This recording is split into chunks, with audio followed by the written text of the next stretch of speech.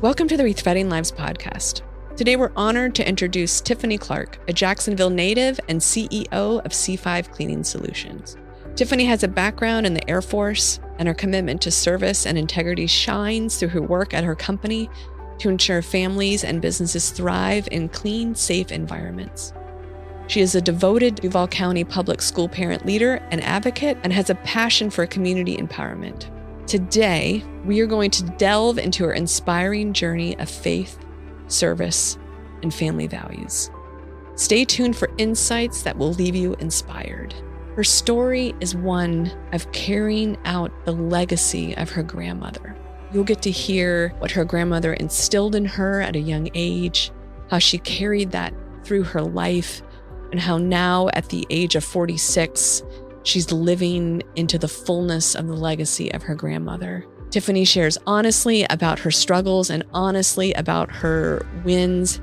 And I know today you are going to learn so much about what it means to have a vision for your life and move towards that vision, even in doubt, even when you're afraid, to believe in that vision and move forward and leave a legacy you can be proud of. You can read more about Tiffany in the link below. We have a full bio of all the amazing things that she has done in her career. And without further ado, I am so proud to bring on our guest, owner and CEO of C5 Cleaning Solutions, Tiffany Clark.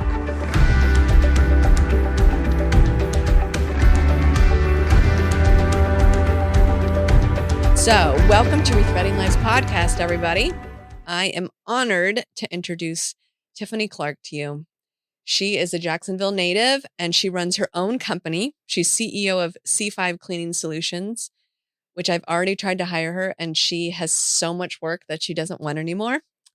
And I'm just going to read this about her company because we're going to talk about this later in the podcast, but I love this. Tiffany believes that you should clean because you care, not only to make a profit, and that a clean living and workspace gives families, residents, and employees a strong sense of pride for their personal and professional spaces. I love it. She's a U.S. Air Force veteran. She served active duty. She was in the United States Air Force Reserves. She has been administrative assistant and executive assistant for over 15 years, which I do not have that skill set. Which is why I find it so amazing when I meet the people that actually get the work done. Oh. She is a Duval County public school parent leader. So we're going to learn more about what that is and what that entails. She does it have it on here about your ministry? Okay, it didn't. There is one line about this in here. Line. Tiffany. Oh boy. Okay, Tiffany also serves as the ministry leader for the Family Empowerment Ministry at the Potter's House International Ministries. Y'all, this is one line she put in here. And you will find out that is not worthy of one line. This is like a full-time job. Okay. So I'm gonna tell you how Tiffany and I met. So for those of you who are listening far away, or for those of you in Jacksonville, Tiffany, how we met is through the Potter's House, which is one of the largest, most influential, historically African-American churches in the entire Northeast Florida region.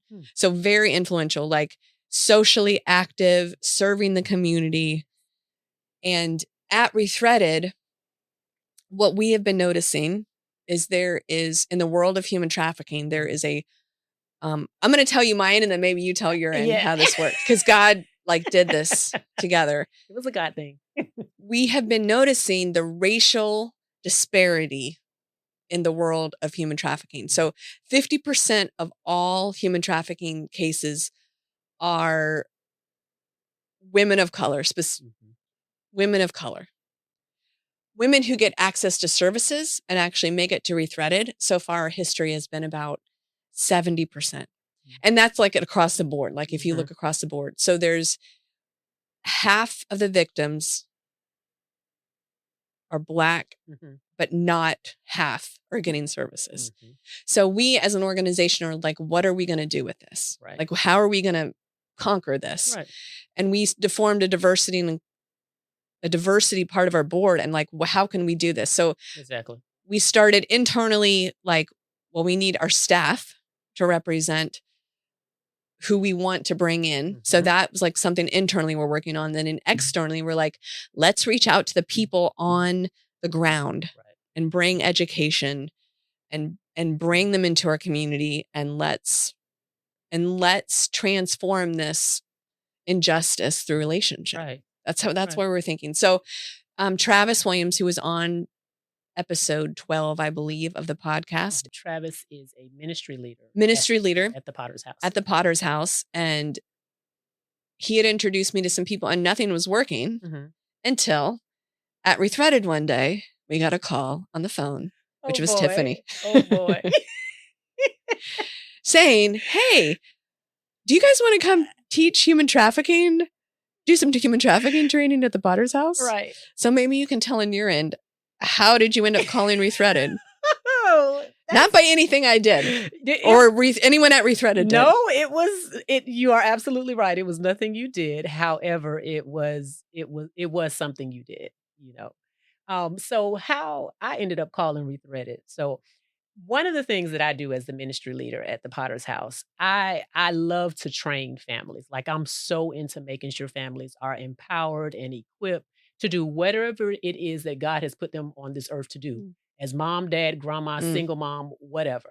And so one of the areas that was really near and dear to me, and not because I had a direct connection, but a direct connection, if that makes sense. And so I'm like, you know what? Human trafficking does not get discussed in the Black church. We don't talk about it.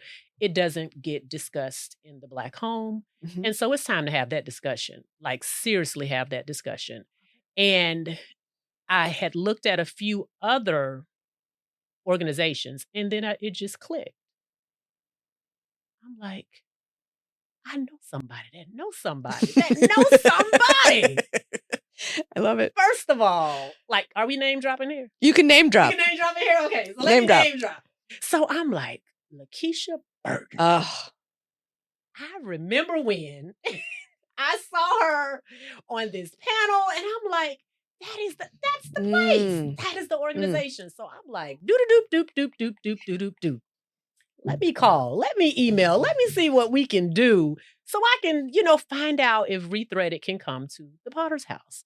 Because I so want them to sit and talk to our families and share and teach and help us. Like, help us. Help me help you. And so that's how, with Rethreaded, I'm like, I want to help, let them help us. And so I called and got an email, got another email, and then when you email back and call back, like, hey, like, you were so excited. I was like, so excited. What is she so excited about? We haven't even met yet. And I'm like, yes. You were so excited. I was. You were so excited. But I was excited. So one, I was glad you called back. But then I'm like, why is the CEO calling me back? Like, I know she has somebody that can make these calls. No. I'm like, I tried to hire you. Oh, that's a whole nother, we'll get to that later. And so that's how, because I really wanted to have there's some conversations you just have to have. And sometimes you have to bring the opportunity, you have to bring that conversation. You have to literally open the door and say, come in this room. We are going to talk, like with your children. I don't care what you have going on. We're going to talk about this today. And so that's how I felt about Rethreaded and human trafficking. I'm like, no, we have got to talk about this because it is directly impacting our women in this community. I love it. And it started off, you're like, yeah, you could come in on Wednesday night, come and teach us maybe when the adults are at Sunday school, and there'll probably be like 45 people. And I was like, okay, that sounds great. And then suddenly you talk to Angel McLaughlin's Bishop's daughter. Yes. And now on a Wednesday night, we'll be training 300 to 400 people. Yes. And so it turned into, so originally that was the plan. So originally when we sat around and I kind of talked about it, I thought about, okay, well, we'll do a training session with some parents. We'll bring them in on Wednesday night doing our Bible study while our pastor is already preaching and teaching the word. And so we'll take our parents that night, Some of them can stay, stay back and in the classroom. And then, Angel made the suggestion, okay, why not? This is Bible study. Like we're freeing families. So why not bring this into the sanctuary for everyone to hear and make it available for the churches we are connected to? And so, of course, I'm like, hey, yes, and yes. And I'm like, yes. Yes, please, let's do that. Because I just know, Kristen, like for real, this is an issue that we have got to, as the Black community, because it is happening in so many unique ways. And we need to expose it. It needs to be exposed. And I like that you use that word because it's often labeled as something else and not called out for what it is. It's labeled as prostitution.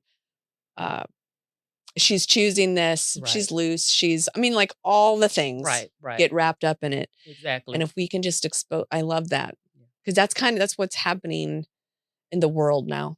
I think it's exposure of what it really is. And so that's what we wanted to do. We want to do and will do, on April 3rd, Wednesday, So in our Bible study that night, which is, it speaks to the ministry of the Potter's House and how serious we are about not just being a mega church, but oftentimes our pastor, not mega church, mega impact. What are we doing to impact this community? And these families, these women, their children that they've lost, that they no longer talk to, they live in this community. So for me, the Family Empowerment Ministry at the Potter's House, this is just a little bit of what we could do, to invite other pastors, invite teachers, invite, the schools in the community that are in our neighborhood to come out and hear the truth behind it. So I'm getting so excited when I think about it. I mean, it's what we prayed for. And it felt like it felt like the door was opened in this way that is bigger. And I think it's going to be more powerful than we could imagine. And Katrina, who's going to be sharing, who is on podcast episode 14. Okay. She lost her daughter when she was in human trafficking. And she has been praying. She always prays that, God, I need to educate people about this. I need to tell Kai's story. And then this is just another example of here's a platform to educate. And she comes from, she's Black. She comes from that community. And she's like, no one talked about it. No one talked about it. Nope. She's like, I just had so much shame and I got stuck in it. Anyway, it's going to be great. So I'm just going to brag on Tiffany. So this is why you asked me, why did I invite you to be on the podcast? So this is what I do know is that when I'm reading your bio and I'm like reading off all these accomplishments, you run your own business, military, mom, married forever. You then put this one line in here, how you are the ministry leader for the Family Empowerment Ministry. When I met you, I didn't know any of this other stuff. I just thought in my head, you worked at the Potter's House and were the yes, you did. Family Empowerment Minister. And I thought ministry, and that this was your full-time job. You did. This she does for free as volunteer. So essentially, you work 2 full-time jobs. One, how you make your financial living. The other one's how you serve. And you're a mother and a wife and whatever else you do. I don't know what you were doing today. Something about some conference. But yes. And then I asked you, because I knew as soon as I heard that, I was like, she has a why. That you have a why that is so deep inside you that you will do this for outpay. And I was like, there's something inside her that is special that she will serve like this. So it's like, I need to know this. And initially we had met for coffee because I was trying to recruit her. Yeah, you were. That lasted about 2 minutes. Yeah. You're very happy in your life right now. I had to help you. And then it ended up that she became a guest on the podcast. So I want to start a little bit because as I was writing these questions down and thinking about what I know of your story, the thing that I remember most was the story about your grandmother and when that changed. And how I think in all of our lives, we have something that marks us and it creates some kind of thread in our life. And a lot of times I think we spend then the next, whatever part of our life, trying to heal from that thread. And I'm going to just review the rethreaded process really quick for our listeners and for you and me. So the rethreaded process has 5 ingredients. And the idea is when you go through something hard, it initially shrinks your potential. So these 5 ingredients kind of make up your sphere of potential. And when you go through hard things, it shrinks, it decreases your capacity to hold all the things of life, hold the hard and the good. Right. But as you pour into these 5 ingredients and you pour power into it, then your potential increases and it creates space. And in this space, you can hold the hard and the good, and you can hold it all with love. And these elements are openness, which is the ability to be honest and vulnerable. Honest is the ability to be very, very honest with yourself. Look in the mirror and admit what is. I'm still working on this. Vulnerable is the ability to be open with other people. Right. Then there's purpose. So this is basically the essence of how you're made, the unique way that you show up into the world and bring love, regardless of what role you're in. Right. So you bring the same person into your motherhood, into your CEO role, into your ministry role. Then your vision. So the vision is the belief that things can change. I can't wait to hear your vision, because vision is I think it's the belief that things can change, and you believe it so much, you will take action for it. Right. And I think vision, you have to be able to tolerate the unknown. People hate the unknown. And then community are the people around you that love you, help you, but also hold you accountable to reach your potential. These are the people that don't let you off the hook. Yeah. And these ingredients work together. And as you pour power into each, they automatically pull on each other. And the last one is time. And time is our currency to heal and reach our potential. We're either usually in a hurry, and we're not being intentional with our time because we're hurrying, or we get stuck. We waste time. So those are the 5 ingredients and kind of how they work. And what I would like to do is kind of go back and start maybe at the beginning, because we kind of know where you are now. Right. And we know that you're not hiring anyone. So we don't need to pitch your business. No, you don't have to do that. You've already said where I work or what I own. So sorry, everybody. And maybe go back to your child. And I love how you talked about your street. So maybe you can paint a picture of the street where you grew up in those early years. Absolutely. Where the good threads. I mean, at this point, it was a majority happy was threaded in. Yes. So 36 and Moncrief. 36 and Moncrief. The happiest place in Jacksonville. The sounds, like even as I'm sitting here, I hear Run DMC. I hear Beastie Boys. I hear Little Sally Walker sitting in a saucer, Fly Sally Fly, all of that, hopscotch and hula hooping and red light, green light. That was 36th Street, barbecues and music and fun and family, like Miss Nadine, to our left, the Bostons to our right, Miss Honey down the street, Mr. Ernest on the corner, where we could go get a free soda, RC and put the peanuts in it. Like that was life. Now laters. That was 36th Street. It was like the epicenter to me, like in my mind, of our day, because everybody knew everybody. We laughed together. We cried together. You got your butt towed up by whoever wanted to tear it up. They didn't care. And then you got your butt towed up again, you know. But it was so full of life. You know what I mean? It was so full of life. The way that we cared for each other. And everybody on 36 and Moncrief cared about you. They cared about how your day was at school. They cared if you didn't have rice.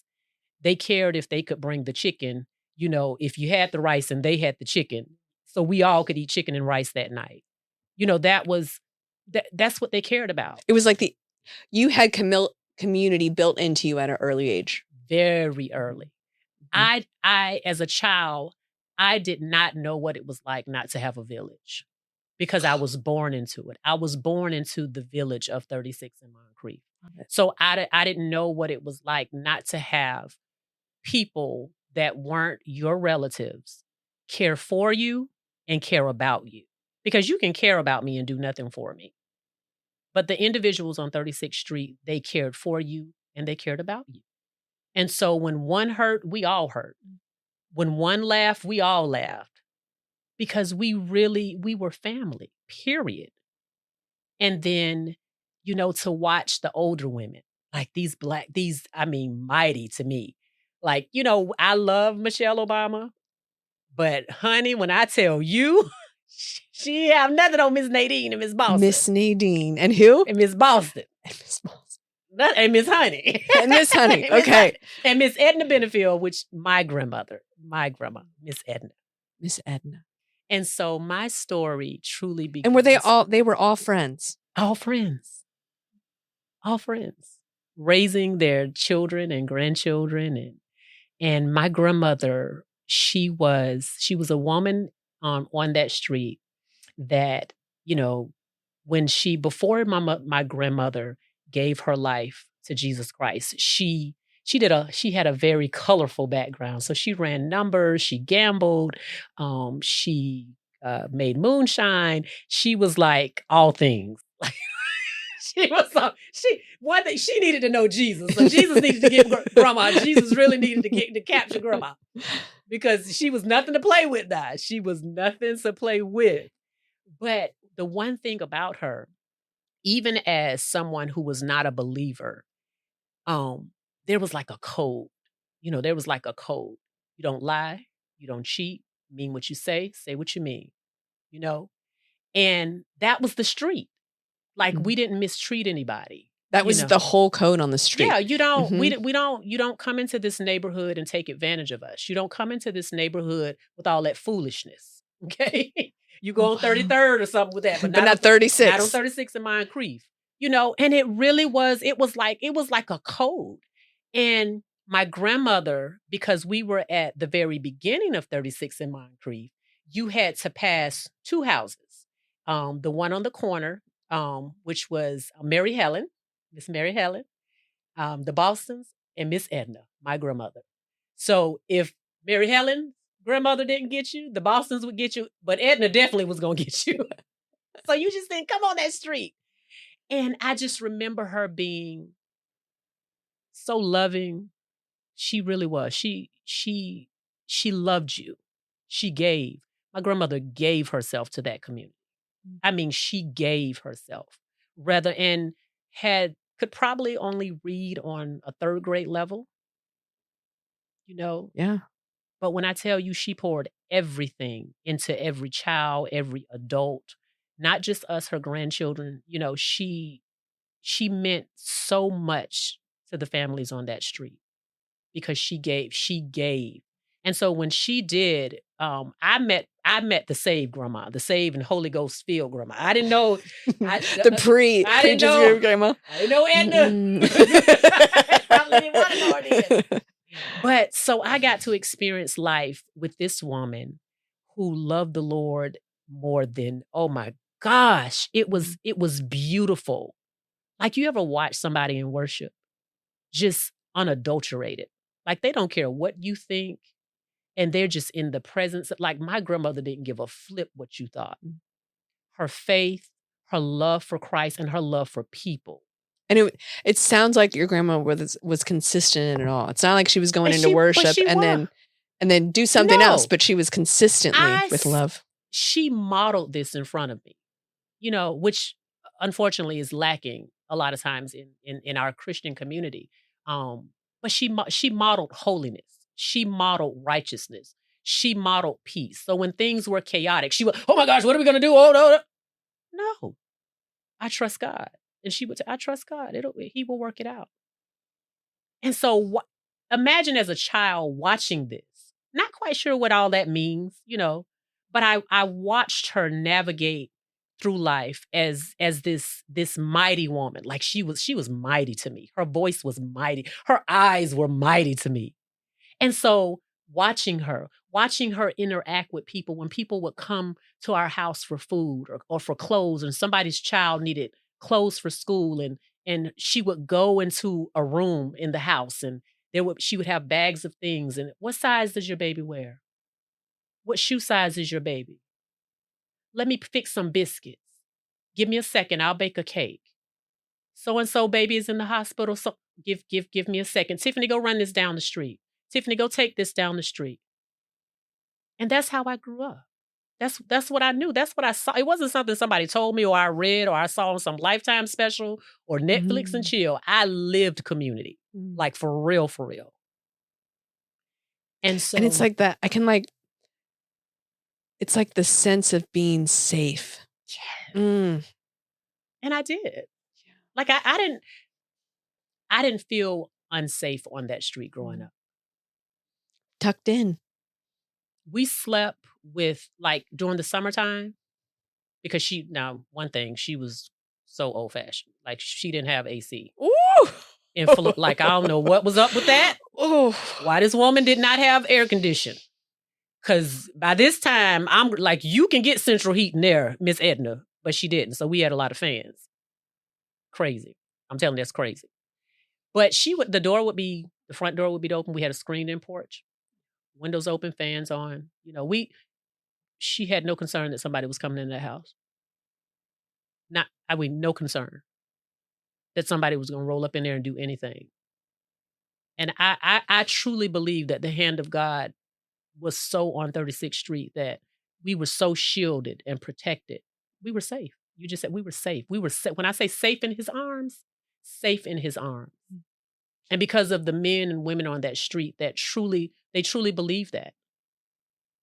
So, and when I tell you I miss her, I hear her, I see her, I literally, like, it's just amazing what she poured into me. Like this woman that could barely, she could barely read, but she poured so much into me about family, working hard, loving people.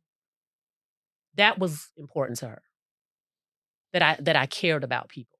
How do you think she knew that? Like, where did that come from in her? How did who did it for her? Or did she find it in herself? I mean, I believe because she grew up just the opposite. She grew up, of course, during a time, do as I say, just don't ask me any questions, that type of rearing. And so I believe when she became an adult, and as she just grew as a woman, grew as a mother, none of her children had the same father. Everybody had different daddies. My mom, everybody had a different father. And so somewhere along the line, something in her, as she began to probably look at her children and looking at her own family and looking at other families, because she was always so conscious of other people. Yeah, that's amazing. Like she didn't just care about her daughters. She cared about your daughter. So she treated your daughter like she treated her daughter. So she would tear your daughter butt up just like she would tear her own daughter butt up. And in the same breath, she would pull your daughter close just like she would pull her daughter close. Just like she fed her family. There was no way in the world anybody on that street would go hungry. And my grandmother knew it. That was unheard of. That we're eating and the house down the street isn't? No, she didn't play that. And so I think as she began to evolve as a parent, you know what I mean? As a grandparent, it just grew and grew, and it was just her. And those women on the street, Miss Honey, were they all the same age as your Yes. grandmother? Yes, all of them were the same So age. were they all kind of like doing this together? They were. Like They were all. evolving this and loving this and creating this together? Because they all as families would move to 36th Street, you know, and they kind of, all of them, they lived in homes. And so Palm Terrace was across the street. And I always tell people before the gate went up, Palm Terrace didn't always have a gate. You know, it always didn't look like what it looks like now. And so the families, as a family would arrive on the street, a new family, they would just, and it could have been families that were her age, but as families arrived on the street, you just got pulled into that community. You got pulled into that environment, and you've quickly found out that you could adapt to this. Like, you can do this. It wasn't, oh, they so nosy. Nobody felt like that. You know, there was so much togetherness, so much together, so much love. And then, well, for context, the neighborhood Moncrief had a turn. It did. And now it's in, for those of you who are not familiar with it, not from here, it's a zip code where there's a high crime rate, a high infant mortality rate. I mean, all the things. All the things happened. All the things. Yeah. And so we did. Crack hit 36 in Moncrief. I don't know. That makes me want to. After you like describe this, I know. I'm telling you, it's like it, and that's just what you just felt. That's how it felt. Because I don't think any adult on that street ever expected. They were not ready for that. Because it was like like in a bubble. Now, we know good and well there was things going on in Jacksonville, but crack hit. And when it hit hard. And it had a ripple effect on that street. My uncle, which is my mom's oldest brother, my grandmother's oldest son, the first time I remember as a child, my memory of him is at the back door, out of his mind, just looking like someone had hit him with a truck, and he was strung out on crack, just strung.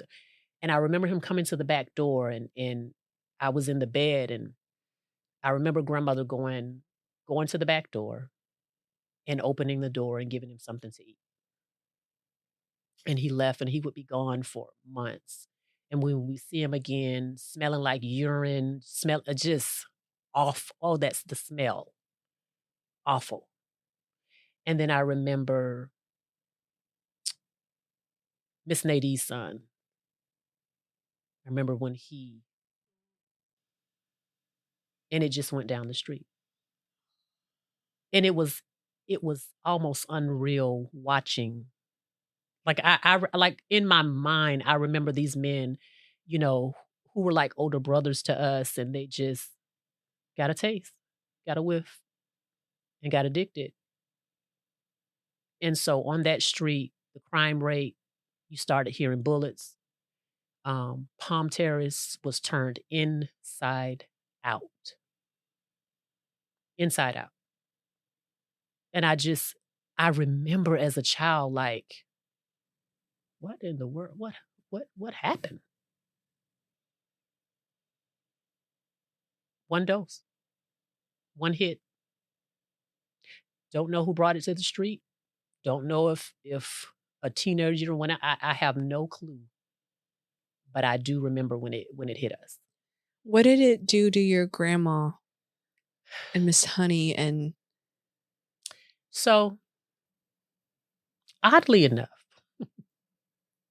so Miss Honey, who was an entrepreneur, Miss Honey did a lot of stuff. You could get a whole lot from Miss Honey's house. You know, you just ask. You know, You could get weapons from Miss Honey's house. Miss Honey had all kind of stuff in the house. I'm telling you, you could get all kind of stuff in Miss Honey's house. And so the families around us, a lot of them stayed. So Miss Honey actually stayed on 36th Street until she passed about, oh gosh, Miss Honey's been gone now for about 8 years. I don't think it's been quite 10 years, but she never left 36th Street. Wow. The city of Jacksonville actually redid her home. Like they put a new roof on, new plumbing, and all kind of stuff. I don't think she would ever moved anyway. You know, she just, I'm not leaving. Like Wakanda forever. I am going. She's not going nowhere. She was the patriarch. She wasn't going anywhere. I mean, the matriarch. Yeah, matriarch. She wasn't going anywhere. And so the women, and it was in just like in a lot of Black communities, you know, our women are the authority. They are the power.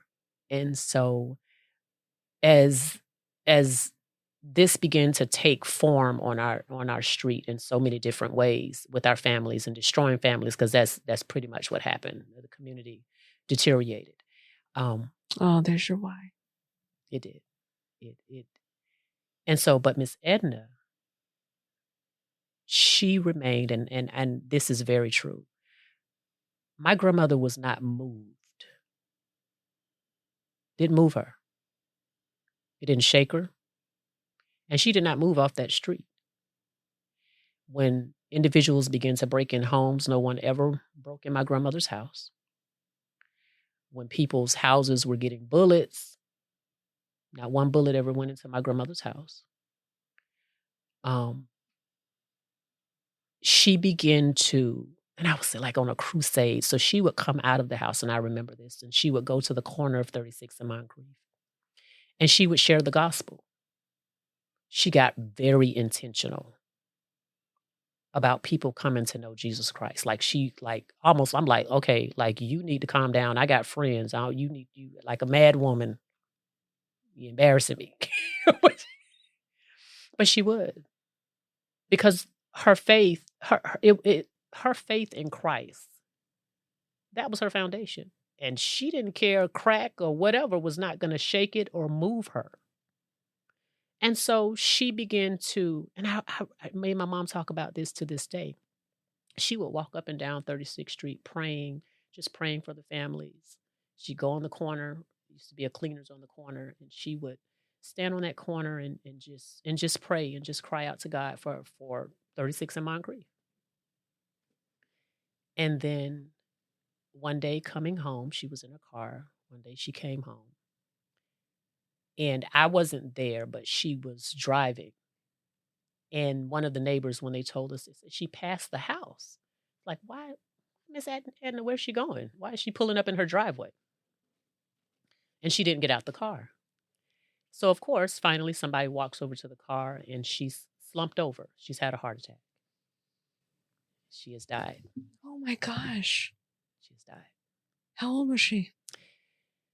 I'm 46 now. I was in the 6th grade. Oh. So grandmother was she 50 yet? I think she had turned 50. That's like us. Yeah. She died very young. And I remember I was at my father's house when he told me. And I remember not like, that doesn't even make sense. Because I had in my mind, never ever thought, definitely didn't think about death and her and putting those in the same sentence, ever. And I remember that day. I remember thinking things are going to change. Don't know how. Things are going to change for me. And it was scary. Yeah. And they did. My life changed, like seriously changed. I had been taught at a very young age by this woman the importance of serving God and how that connects to your everyday life, how to make it make sense. Not spooky, but how does that make sense? How does that make sense for someone, for a child? And I was taught worship and praise and how to read my Bible. Like my grandmother took the time. And I remember like the light just going off, like somebody turned the light off on me. And I had no desire to do any of those things anymore. And my life showed it. It definitely showed. And I say that because that's why I believe it's so important that we teach our children how to serve God for themselves. They cannot live your walk. They have to experience Him for themselves. So when that day does come, that they are able to say, mom's gone, grandma's gone. I can do this on my own, and I didn't know how to do it on my own. Yeah. I mean, you were 12, right? Yeah. And that's such a, I want to pause here for 1 second and just say, every great person that I've known, and then I bring a lot of people here on, but what I hear over and over again is just what you said, is that the greatest people use their time intentionally. Because somehow they figure out it's our limited resource. We don't get it back. And you have to be intentional with it. And that is like exactly what your grandmother did. Yeah. And she did. She made it count. Every moment, every meal, every bag of clothes, every person, every hug, every kiss, every child she talked to, every person that was on crack in that neighborhood, every prostitute. She made it count. And it's if we're talking about this rethreaded and the power, like time is your power, right? Yeah. Like when you can focus it in, it becomes like a laser, I guess, instead of this thing that you're just throwing around. Like, let me do a little this. Let me do a little that. Your grandma loved like a laser. Okay. I remember my second point because I started talking about your grandma. So. Well, then life moved on. And yeah, in life. And maybe you can walk us through, like maybe in your life, maybe like three moments where, I know because we all have those moments, like a shift. Yeah. And you've done amazing things in your life. You stayed married through all of this. I know a little bit of your, not easy. Yeah. So maybe there's like 3 major things you can share with us. Number one, definitely, I have to say, becoming a teen parent, a teenage mom. How old are you? I was 15 when I got pregnant. I was 16 when I gave birth at University Hospital. Yeah. And what happened inside you in it? For some odd reason, the birth, not even the pregnancy, because the pregnancy I was still kind of like, I knew I was pregnant, but it didn't dawn on me like how this was going to shift life for me. But the moment he was born, James Crawford Clark, the moment Jane, he'll get me for that because that's not a name we get to share. I knew, I'm like, you got to do better. You are responsible for another person. You need to get it together. And I probably didn't say it. I probably said something else. I'm sure at 16 years old. I know I said something else. I had a very nasty mouth as a teenager. And looking into his face,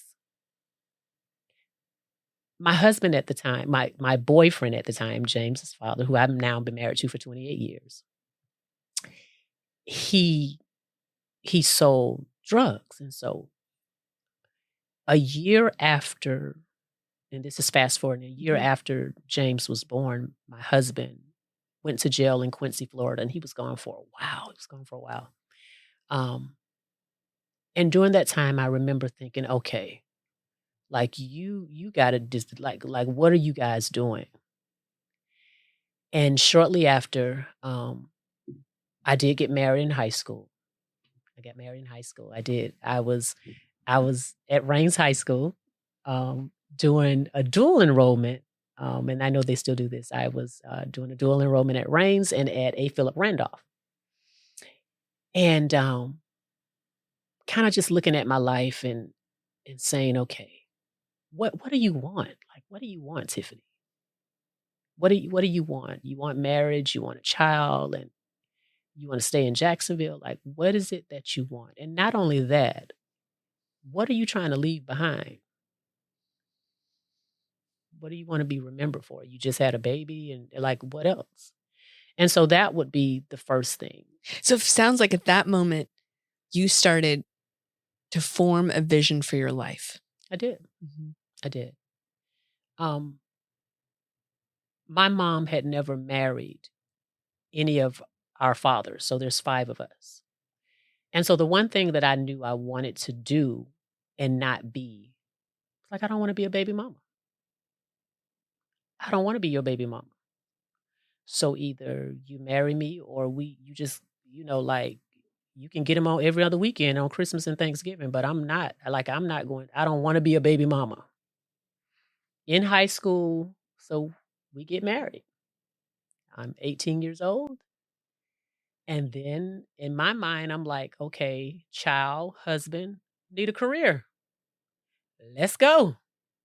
Army recruiter don't call back. Air Force recruiter does. Air Force it is. Oh, to be 18 again. So like, okay. So here I am. I've graduated from high school. I get married. I'm in the Air Force, and I'm just like, oh my gosh. What am I doing? I just got out of high school. What am I doing? What am I doing? And because we were just very immature, like we did a thing. You're immature, but also I feel like what I'm hearing in your story, though, there was also a sense of purpose and some kind of bravery, like a bravery, to do that. And it's because in my mind, I'm like, I have a child. I need to be married. That's family. Now, mind you, I was raised in a single parent home, like a co-parenting situation with my grandma and my mama. But I'm like, I didn't want that. I need a husband. I have this, and this is your baby. So this is not somebody else's baby. This is your son. So we are going to do this, and we're going to be a family. So not even really knowing what that meant. You're just if you're married, we're family. It's going to be different. I didn't have a clue. I didn't have a clue. I'm like, we'll figure it out. And baby, when we tried to figure it out, it was a whole lot of things. The things when you 18. I can't imagine. With this baby and traveling and in the Air Force and in the military and not just dumb. No, nothing. And all fair, my husband was not ready to be married. I'm like, we doing this, whether you want to or not. I will not be your baby mama. Let me make that clear. So let's get married. I will be your wife. We can do wife. But we're not doing baby mama. So it was also a decision made out of, though, I mean, the heart of it was really, I want it to be better. Yeah. I want to do better. Yeah. And, I'm fast forwarding, of course, but there was so much about me that. Were you a Christian? Were you following? So did you have your faith yet? Yes. Solid, yes. So one of the things that happened to me, while my husband was in jail and I had this baby, was that I remember I attended Shiloh Metropolitan Baptist Church at the time. And I remember being in high school and just like, you know better. Like, stuff, when it comes to the Christian faith that most teenagers your age don't know when it comes to having a relationship with Christ. And I like literally having these conversations with myself. And so one day I'm sitting in my bedroom And I'm like, Lord, I know, first of all, I know you're real. And I believe, like I don't need to walk down the aisle. I believe Jesus Christ is the Son of God. I believe you died and was resurrected. And I believe you are living, sitting at this is literally me. And so that decision, James being born and me making a public declaration in my bedroom as a teenage mom that I am going to be a follower of Jesus Christ. And I'm going to do this as a senior in high school. I got a boyfriend who is not a believer, but he doesn't know we are going to get married when he gets out of jail because I'm going to tell him. And it did shift things. So my faith, yes, I received Christ at a very early age. Pause.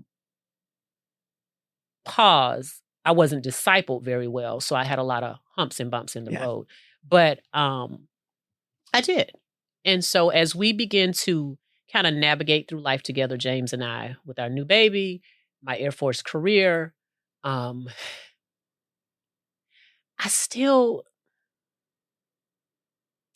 won't say unhappy, because when I think of happiness, I think of you can be happy one minute, happy the next. Mm-hmm. It's based on circumstance, It's just based on circumstance. But I feel like you probably, this thread was still hanging out there, still speaking to you, still hurt. Because I'm just like, still figuring it out. Like, and I would often say, like, Edna, man, if you were here, like, man, you need to be here.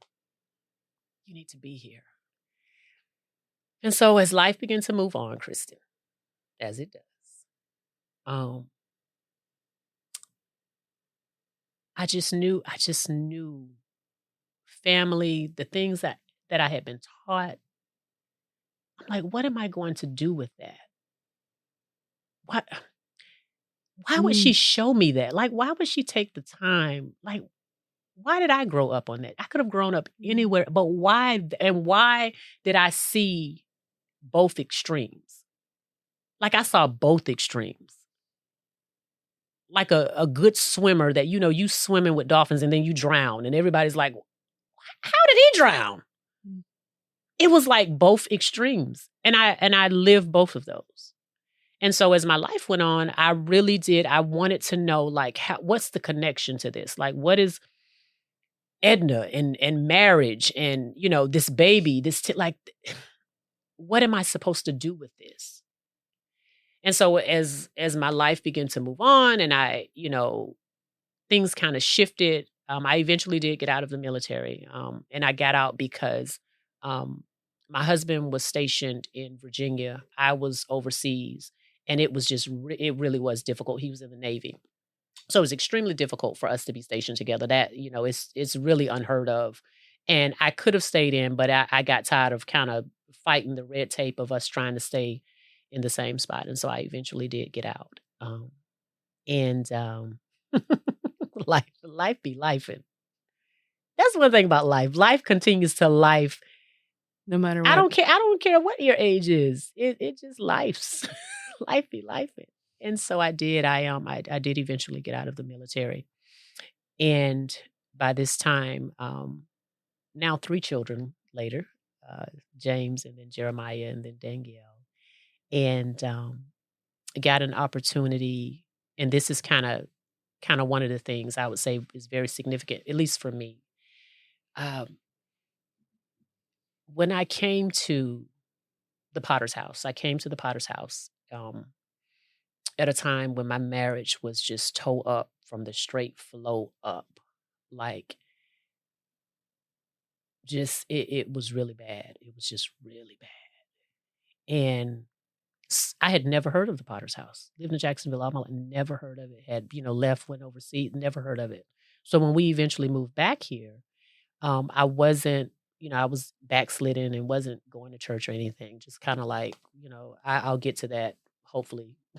I'll just get to it when I get to it. And someone at work invited me to the Potter's house. I'm like, oh, I've never heard of that. And she's like, you never heard of the Potter's house? No, I haven't. So she invited me. And she had invited me a few times. I never went. And on the day that I went, I sat in the very back, the very back row. And the man who I know now is Elder Ronald Scheider preached a sermon that said it's never too late. And I sat there and I remember the tears, of course, the emotions. And I'm like, oh, I'm just being emotional. Okay. So I left that day, didn't think any more about, attending the Potter's house. So the young lady invites me. She's like, you ought to come back. I'm like, I'm okay, nice service. She's like, I'm telling you, you need to come back. And so I did. This time when I visited, I didn't sit on the back row, but I was very close to the back. And this time, Bishop McLaughlin preached a message entitled, He Wants to Heal You. So, I don't need a third, okay, I heard you the first time, Lord. It's never too late. And you want to heal me. Okay, I'm going to answer this time.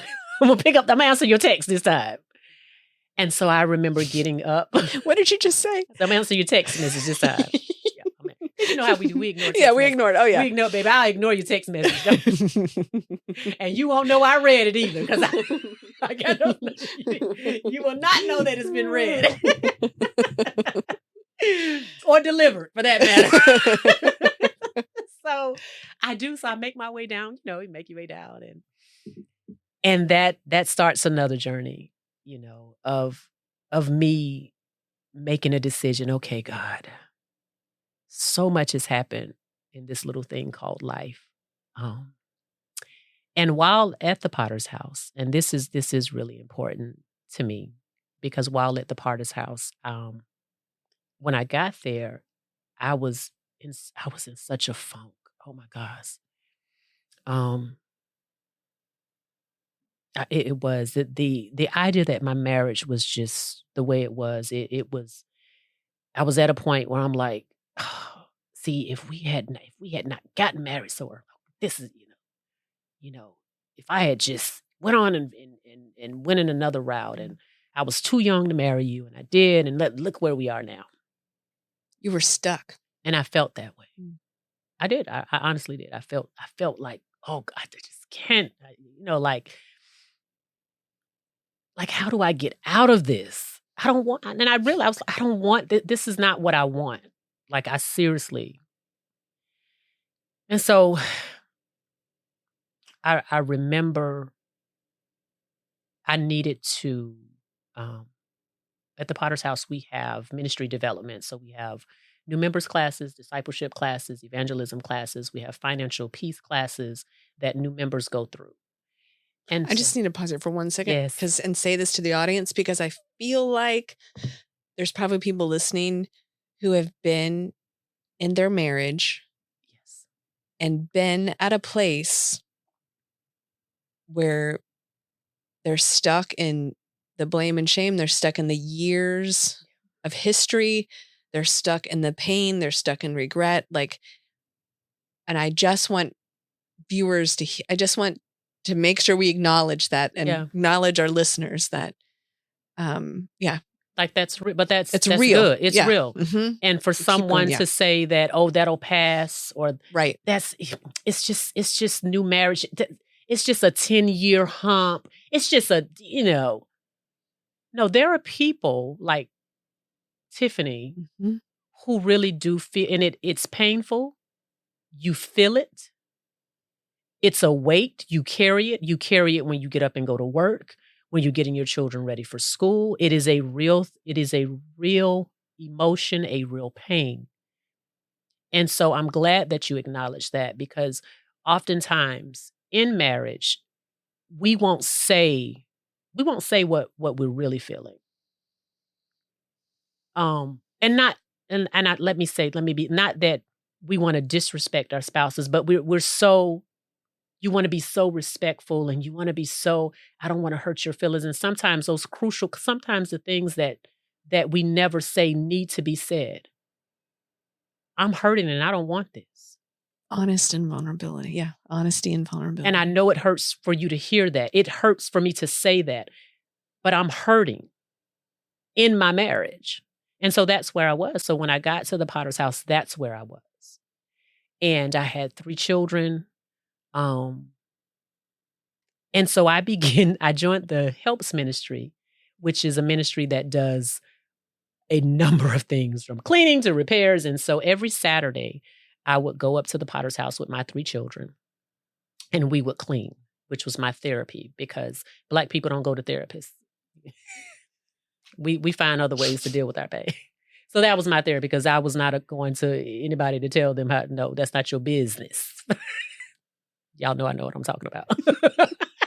We don't go to therapy. I love this. I just feel like I got an insight.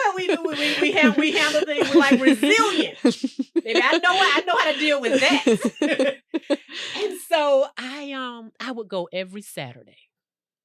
And I would fix the children a lunch. They had a kitchen in the nursery. I would make a casserole. We would eat breakfast at the house. I would, be there all day because my husband would be wherever he was. And we would clean. We would clean the bathrooms. And all the while, even in all the pain and hurt, I'm still believing God is going to heal this marriage. Really? Like I'm still believing that. Like I'm like I don't want to stay with him. I almost felt like, you know how you have the little person right here? Yeah. Like he can heal your marriage. Girl, you better get out. God's going to use you and your husband mightily. Believe that if you want to. Just like so confused. I was so confused. But I would go and I would just talk to the God, I'm hurting. Like, I want to get out of this. I don't even know if I love him. Did I just get married because of Jane? Like, seriously, like, God, for real, like, let me go. Let me go. And I would continue every Saturday going up to that church, just cleaning, just by myself, me and the kids, going home, serving in ministry. And one day,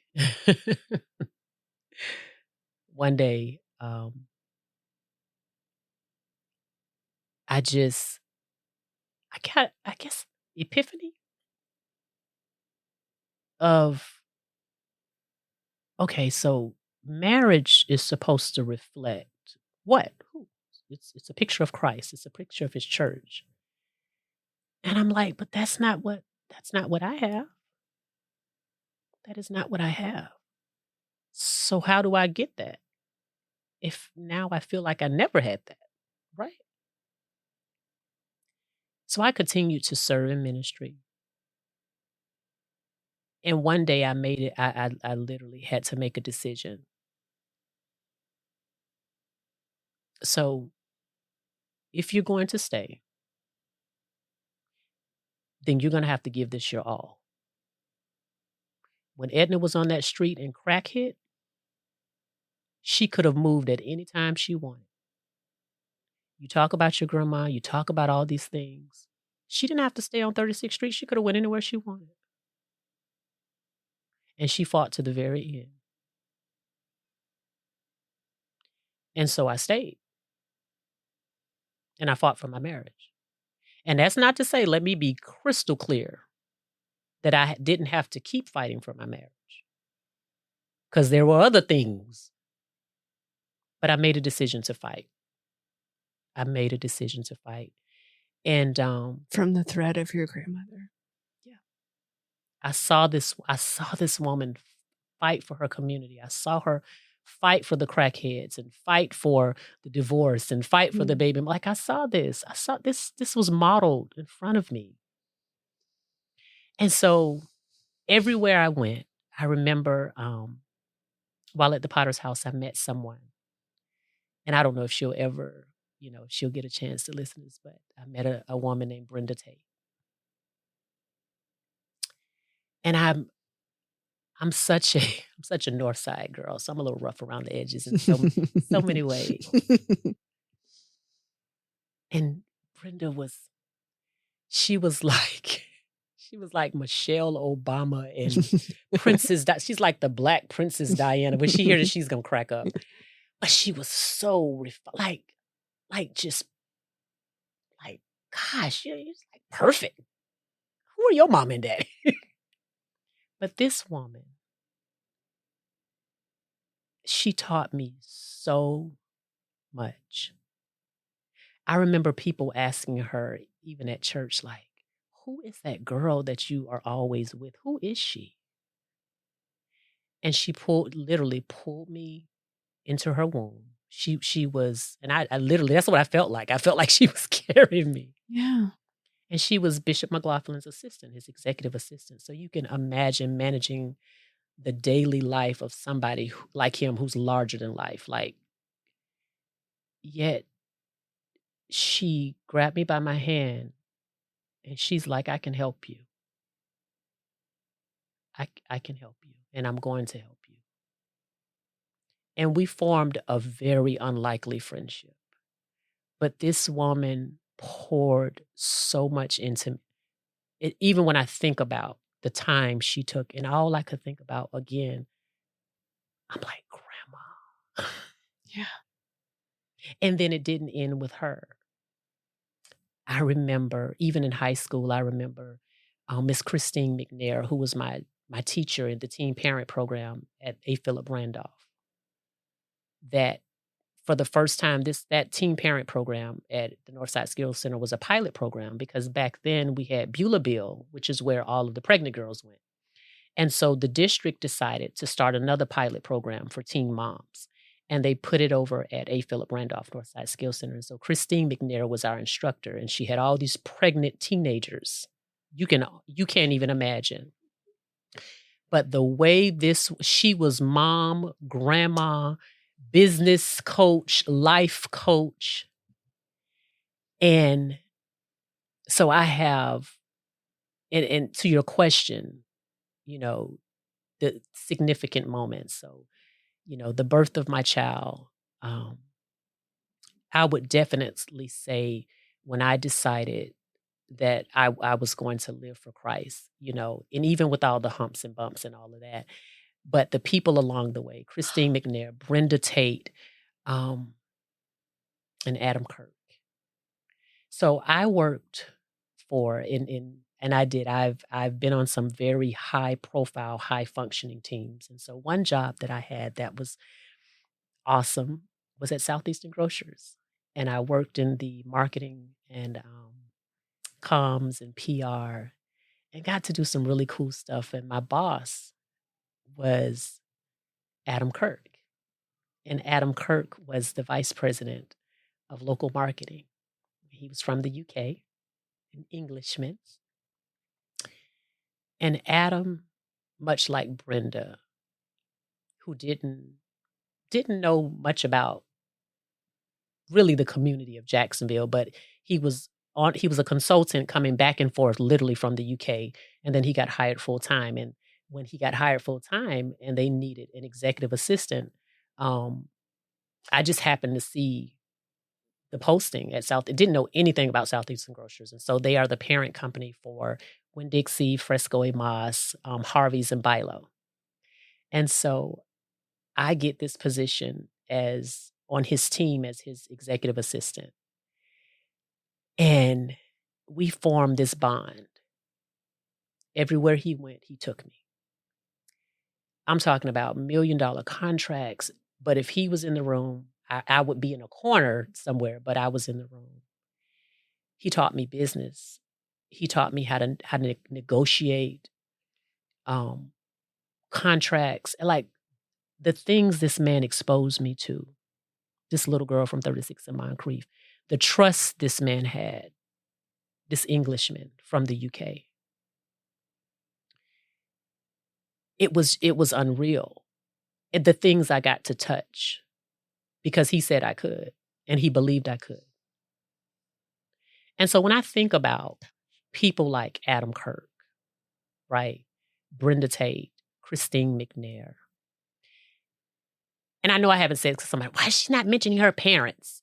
Because they're in a category all by themselves, and that's another podcast. But trust me, my mama is the truth. Shout out to Miss Eddie Bush, Miss Sophia, Miss Vera. That's my girl. But I think of them, and I was thinking about them one day. I say, you know what? And only the Holy Spirit could have given me that. I say, but they're like my others. Everybody needs the others. The others, yeah. And so when the others for me are the people that will give you opportunities, the people that will teach you, people that will empower you, not just encourage you. Like sometimes you need a cheerleader, but sometimes I need you to physically put it in my hand and show me what to do with it. Empower me, right? You need people that will remember you, that will come back and get you, that will say, you know what, that girl, that guy, somebody that will remember your value, remember your worth, and won't leave you behind because they know how important you are, at least to them. And then when I thought about it, I say, the S, somebody that'll stay the course, good or bad, whatever you go through, on the job, at home. We need the others. And that's what I saw on 36th Street. Those people stayed. They remembered. They empowered. They weren't just coaches and cheerleaders. They put it in our hand. So when I worked on that bio, when I worked at Southeastern Grocers, like I never thought I would have been doing commercials. Like I was in store 7, which was like they would probably get me for this, but it was like the Publix of Winn-Dixie, this new store. And here I am doing commercial, like real life commercials. Like they paying me to do this. I'm sitting with these big executives on these ad campaigns, like making decisions about, pricing it. Me is blowing my mind. Opportunity. Someone's teaching me. Someone's empowered. Somebody remembered me. Someone stayed the course with me. The power of community. And so that has been my life. And so family empowerment at the Potter's House, I know it probably seemed like I worked that as a full-time job because it's just that important to me to see families empowered, not just encouraged, but empowered and equipped. We talk about full circle moments here. And now that I can look at your life, I'm going to guess. Yes, on. You run a company because the people before you, the Adams, believed in you and taught you. Yeah. Cleaning gives you life. Yeah. And family is your thread. Yeah. And your whole life right now is a full circle moment. It is. It is. I'm doing exactly what I want to do. I want to serve God. I want to serve His people. I want to serve this community. I want to serve families. I want to go into homes where there's chaos, where parents are like, "Oh my gosh, we can't do both. We can't raise our children and clean. Please help us." Do you know how? My heart, like that level of trust for someone to invite you into their house and say, you have something that I need. Please help me. Help me make this space not look like that. And however you do that, I'm fine with it. I'm going to pay you. Do what you do. So when I walk into a home and those families are in there, or I walk into a building and those employees I take it very personal. These are lives. These are people. These are people that are connected to other people that are connected to you, connected to me, connected to your staff, connected to the Potter's House, wherever they are in this city, there's a connection. And so whatever I can do to thread that, whatever trauma I've had, whatever vulnerability, however I've had to expose my pain and talk about my marriage and talk about, when I've walked out on my children, like literally the family empowerment ministry leader walked out on her children and her husband. Yes, she did. I had enough. And you came back. And so when I tell families, I know. Yes. Baby, No. I know. I know. No. Marriages, I know. When someone's, I just can't serve God, I know how you feel. They don't see me in this company. I know how you feel. I know.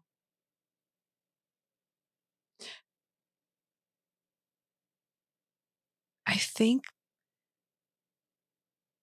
sometimes as I'm talking to people Mhm. and I'm listening, so what we believe about purpose is that you bring your purpose into all your roles.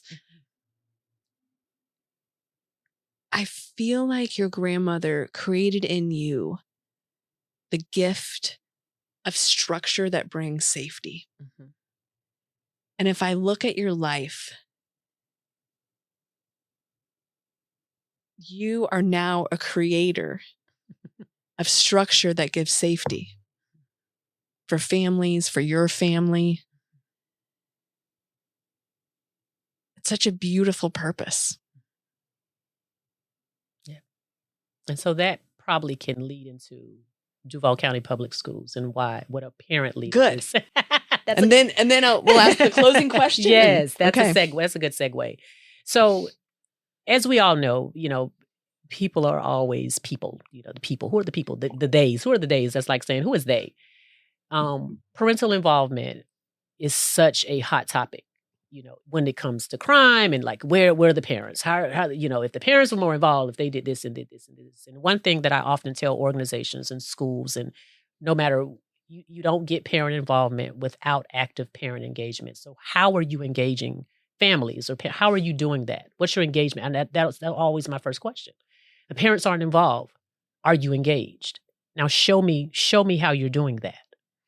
And so with Duval County Public Schools, they have allowed us to take advantage of parent leadership opportunities. And so recently, about 5 years ago, they started an initiative called Parents Who Lead. And so these are a group of parents. I was in that very first cohort that we are pretty much kind of molded in your natural gifts and talents as a mom, a grandmother, an aunt, an uncle, a caregiver, and those natural abilities, leadership abilities that you already possess and you already have in your home, that you're already doing. You're a business owner.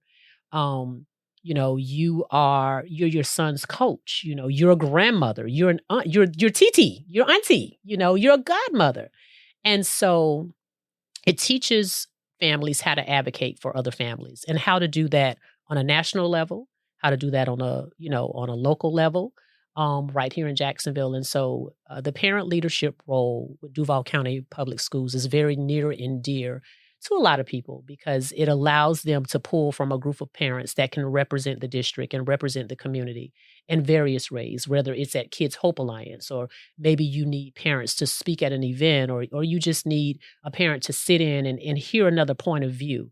And so they help these parents. I'm actually facilitating a cohort now of a group of parents, myself and another young lady, Monique Tukes. And so what we do, we teach parents how to advocate, how to not just advocate for their children, but how to advocate in the community for families as a whole and for children and families. And so that's in a nutshell what that parent leadership is all about. So living out your purpose. Yeah. So that is my other. I mean, I even think about like how your grandmother modeled intentionality for you. Yes. I mean, that's really what the engaged parent, right? Yeah. Is intentional. Yeah. And there's no no format for it. No one has parent engagement and parental involvement on lock. So that's not true.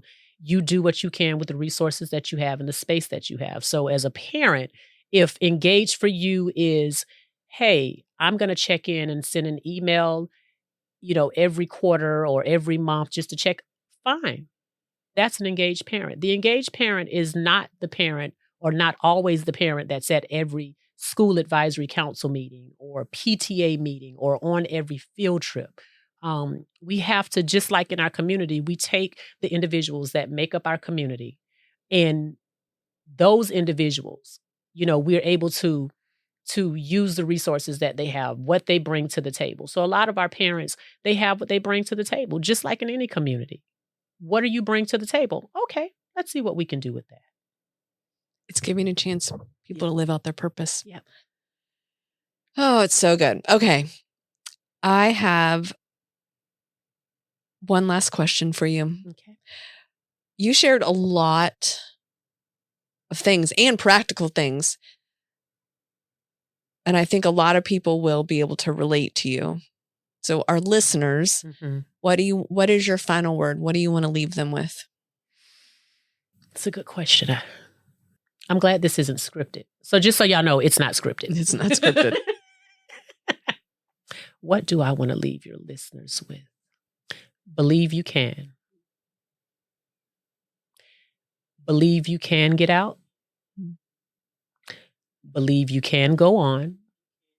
And only you know what that out and that on is. Know what your legacy is. What is it that you are going to leave behind? Know that. You're going to leave something behind. So whatever that is, make sure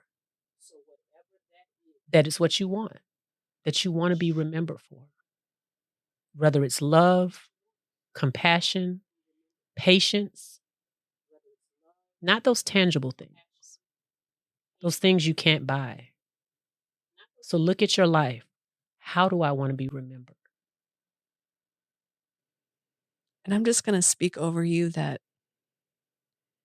I think your grandmother would be so proud of your legacy. So thank you for sharing. I didn't come on here to cry. And thank you, listeners, for listening. Please, please, please like and subscribe, comment.